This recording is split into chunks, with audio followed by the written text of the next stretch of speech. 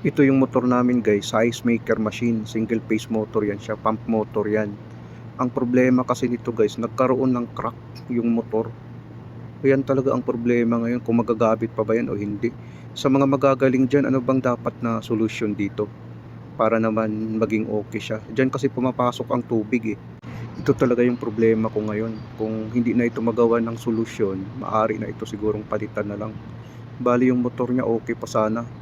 Yun kasi ang report na natanggap namin. Bali pump motor yan guys, sa ice maker. Bali single phase yan na motor.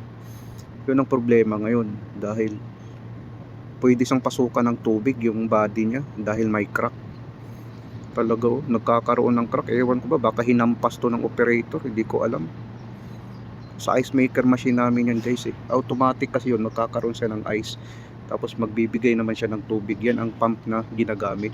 Sa mga magagaling dyan, ano pa ba kayang solution dito? May solution pa ba ito?